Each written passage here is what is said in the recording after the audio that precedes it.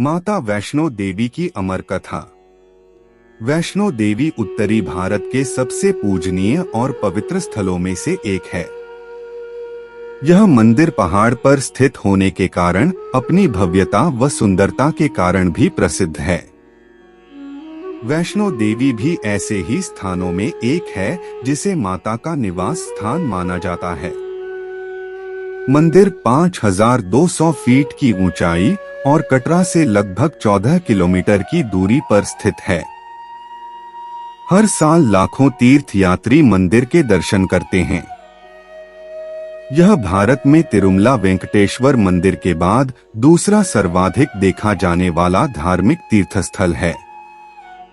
वैसे तो माता वैष्णो देवी के संबंध में कई पौराणिक कथाएं प्रचलित हैं, लेकिन मुख्य दो कथाएं अधिक प्रचलित हैं। माता वैष्णो देवी की प्रथम कथा। मान्यतानुसार एक बार पहाड़ों वाली माता ने अपने एक परम भक्त पंडित श्रीधर की भक्ति से प्रसन्न होकर उसकी लाज बचाई और पूरे सृष्टि को अपने अस्तित्व का प्रमाण दिया। वर्तमान कटरा कस्बे से 2 किमी की दूरी पर स्थित हंसाली गांव में मां वैष्णवी के परम भक्त श्रीधर रहते थे। वह निसंतान होने से दुखी रहते थे। एक दिन उन्होंने नवरात्रि पूजन के लिए कुंवारी कन्याओं को बुलवाया। मां वैष्णो कन्या वेश में उन्हीं के बीच आ बैठीं। पूजन के बाद सभी कन्याएं तो चली गई, पर मां वैष्णो देवी वहीं रहीं और श्रीधर से बोली, सबको अपने घर भंडारे का निमंत्रण दे आओ। श्रीधर ने उस दिव्य कन्या की बात मान ली और आस पास के गांवों में भंडारे का संदेश पहुंचा दिया।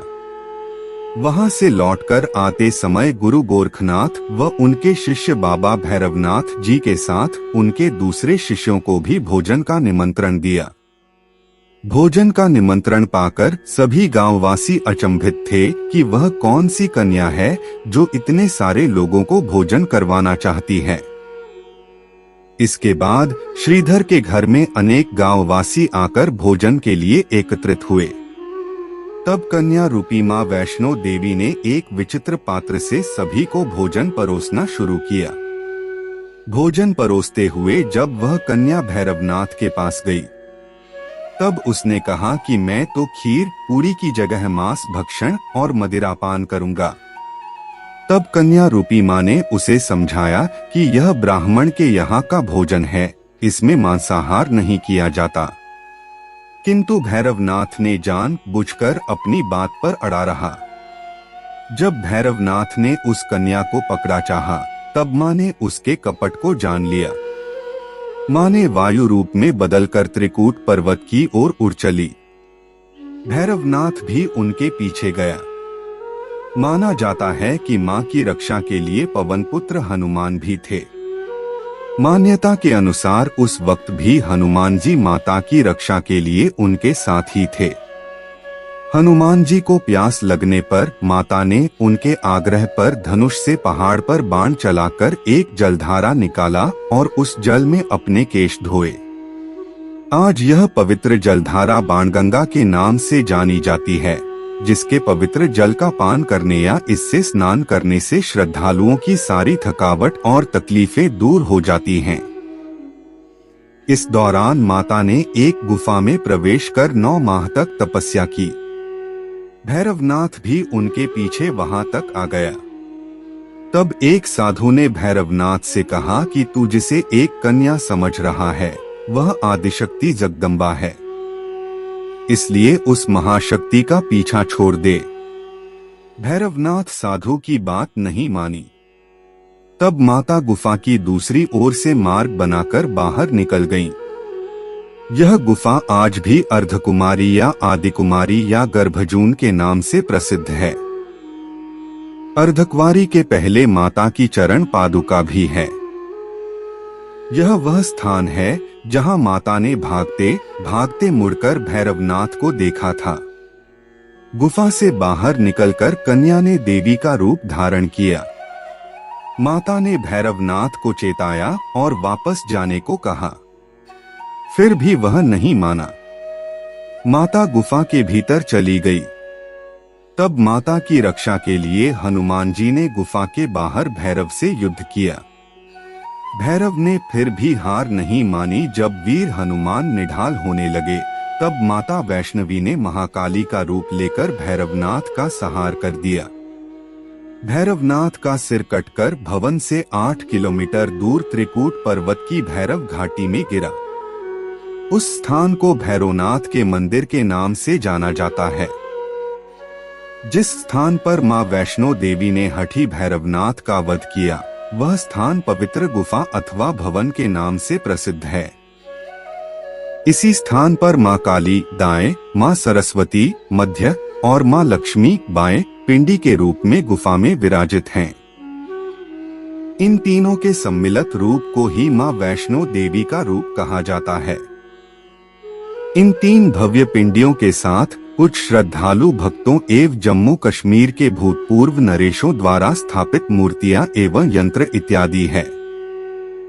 कहा जाता है कि अपने वध के बाद भैरवनाथ को अपनी भूल का पश्चाताप हुआ और उसने मां से क्षमादान की भीख मांगी। माता वैष्णो देवी जानती थीं कि उन पर हमला करने के पीछे भैरव की प्रमुख मंशा मोक्ष प्राप्त करने की थी। उन्होंने न केवल भैरव को पुनर्जन्म के चक्र से मुक्ति प्रदान की, बल्कि उसे वरदान देते हुए कहा कि मेरे दर्शन तब तक पूरे नहीं माने जाएंगे जब तक कोई भक्त मेरे बाद तुम्हारे दर्शन नहीं करेगा। उसी मान्यता के अनुसार आज भी भक्त माता वैष्णो देवी के दर्शन करने के बाद 8 किलोमीटर की खड़ी चढ़ाई चढ़कर भैरवनाथ के दर्शन करने को जाते हैं। इस बीच वैष्णो देवी ने 3 पिंड सिर सहित एक चट्टान का आकार ग्रहण किया और सदा के लिए ध्यानमग्न हो गई। इस बीच पंडित श्रीधर अधीर हो गए। वे त्रिकुटा पर्वत की ओर उसी रास्ते आगे बढ़े जो उन्होंने सपने में देखा था। अंततः वे गुफा के द्वार पर पहुँचे। उन्होंने कई विधियों से पिंडों की पूजा को अपनी दिनचर्या बना ली। देवी उनकी पूजा से प्रसन्न हुई। वे उनके सामने प्रकट हुई और उन्हें आशीर्वाद दिया। तब से श्रीधर और उनके वंशज देवी मां वैष्णो देवी की पूजा करते आ रहे हैं। माता वैष्णो देवी की अन्य कथा। हिंदू पौराणिक मान्यताओं में जगत में धर्म की हानि होने और अधर्म की शक्तियों के बढ़े पर आदिशक्ति के सत, रज और तम 3 रूप महासरस्वती, महालक्ष्मी और महादुर्गा ने अपनी सामूहिक बल से धर्म की रक्षा के लिए एक कन्या प्रकट की। यह कन्या त्रेतायुग में भारत के दक्षिणी समुद्री तट रामेश्वर में पंडित रत्नाकर की पुत्री के रूप में अवतरित हुई। कई सालों से संतानहीन रत्नाकर ने बच्ची को त्रिकुटा नाम दिया, परंतु भगवान विष्णु के अंश रूप में प्रकट होने के कारण वैष्णवी नाम से विख्यात हुई। लगभग 9 वर्ष की होने पर उस कन्या को जब यह मालूम हुआ है भगवान विष्णु ने भी इस भूलोक में भगवान श्री राम के रूप में अवतार लिया है, तब वह भगवान श्री राम को पति मानकर उनको पाने के लिए कठोर तप करने लगी। जब श्री राम सीता हरण के बाद सीता की खोज करते हुए रामेश्वर पहुँचे, तब समुद्र तट पर ध्यानमग्न कन्या को देखा। उस कन्या ने भगवान श्री राम से उसे पत्नी के रूप में स्वीकार करने को कहा। भगवान श्री राम ने उस कन्या से कहा कि उन्होंने इस जन्म में सीता से विवाह कर एक पत्नी व्रत का प्रण लिया है, किंतु कलियुग में मैं कल की अवतार लूंगा और तुम्हें अपनी पत्नी रूप में स्वीकार करूंगा। उस समय तक तुम हिमालय स्थित त्रिकूट पर्वत की श्रेणी में जाकर तप करो और भक्तों के कष्ट और दुख खून का नाश कर जगत कल्याण करती रहो। जब श्री राम ने रावण के विरुद्ध विजय प्राप्त किया, तब मां ने नवरात्र मनाने का निर्णय लिया। इसलिए उक्त संदर्भ में लोग नवरात्र के 9 दिनों की अवधि में रामायण का पाठ करते हैं। श्री राम ने वचन दिया था कि समस्त संसार द्वारा मां वैष्णो देवी की स्तुति गाई जाएगी। त्रिकुटा वैष्णो देवी के रूप में प्रसिद्ध होंगी और सदा के लिए अमर हो जाएंगी।